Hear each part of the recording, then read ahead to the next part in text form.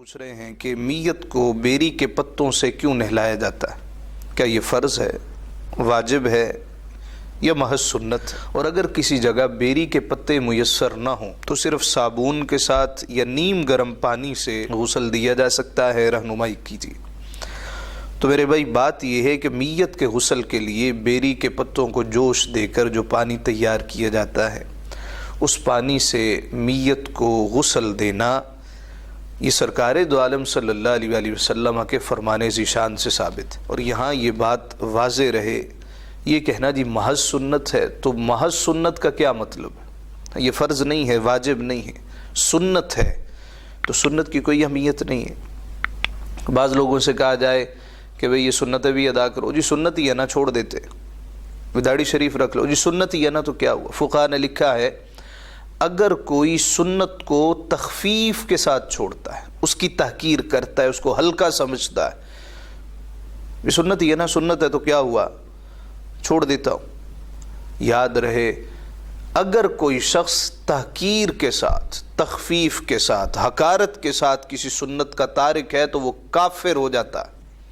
تو نے نہیں سنتیں پڑھنی نہ پڑھ، لیکن تحقیر تو نہ کر۔ تو اتنا دریدہ دین ہو گیا، تجھے کوئی داڑھی شریف رکھنے کا کہتا ہے تو کہتا ہے جی سنت ہی ہے نا، کیا ہوا اگر سنت ہو گئی تو؟ یہ تو دیکھنا کہ عمل مبارک کس کا ہے۔ لہٰذا یہ محض سنت کو اس انداز سے بیان کرنا یہ ہمیں تو پسند نہیں ہے۔ لہٰذا حضور علیہ الصلوۃ والسلام کا عمل مبارک ہے، سرکار کی سنت ہے، اس پہ عمل کرنا چاہیے۔ اس پہ دلیل کیا ہے؟ دلیل اس پہ بخاری شریف کی حدیث ہے، راویہ ہے حضرت ام عطیہ انصاریہ رضی اللہ تعالیٰ عنہ، وہ بیان کرتی ہیں سرکار کی صاحبزادی کا جب وصال با کمال ہوا تو مصطفیٰ تشریف لائے، آپ نے فرمایا میری بیٹی کو بیری کے پتوں کے ساتھ غسل دو، 3 مرتبہ یا 5 مرتبہ طاق عدد میں غسل دو، اور آخر میں کافور شامل کر دینا۔ جب غسل دے چکو تو مجھے اطلاع کرنا۔ ہم نے حضور کی صاحبزادی کو غسل دیا، سرکار کو اطلاع دی، مصطفیٰ تشریف لائے اور اپنا تہبند مبارک، اپنی چادر مبارک عنایت کی، فرمایا میری بیٹی کو اس میں لپیٹ دو۔ تبرک کے طور پہ سرکار نے اپنی چادر مبارک عطا کی۔ اسی حدیث مبارکہ سے ثابت ہوا بیری کے پتوں کے ساتھ غسل دینا یہ سرکار کے فرمان سے ثابت۔ اگر تو کسی فرمان، کسی حکم کی حکمت مل جائے تو اس کا احسان ہے، نہ ملے تو امتی پر لازم ہے من و ان عمل کرے۔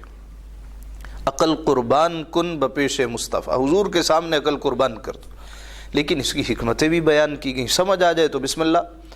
فتاوی شامی میں لکھا ہے کہ اگر کوئی شخص میت کو بیری کے پتوں سے غسل دیتا ہے، یعنی بیری کے پتوں کو جوش دیا جائے پھر اس سے غسل دیا جائے، اس سے میت کا جسم خراب جلدی نہیں ہوتا، اس سے جسم نرم ہو جاتا ہے اور ہر قسم کی میل کچیل نکل جاتی ہے۔ عامل حضرات بیری کے پتوں سے غسل کو انتہائی اہم قرار دیتے۔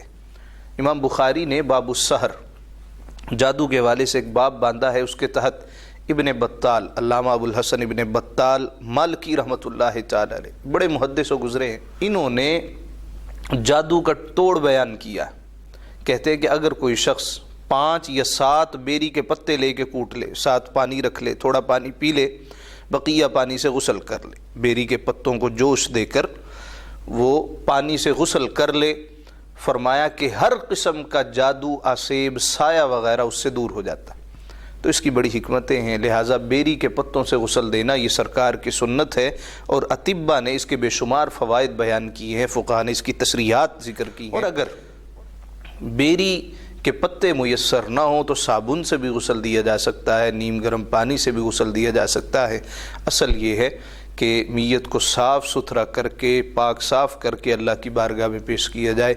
واصف صاحب نے کہا تھا نہ میں آیا ہوں نہ لایا گیا ہوں، میں حرف کن ہوں فرمایا گیا ہوں، نہ جانے کون سی منزل ہے واصف جہاں نہلا کے بلوایا گیا۔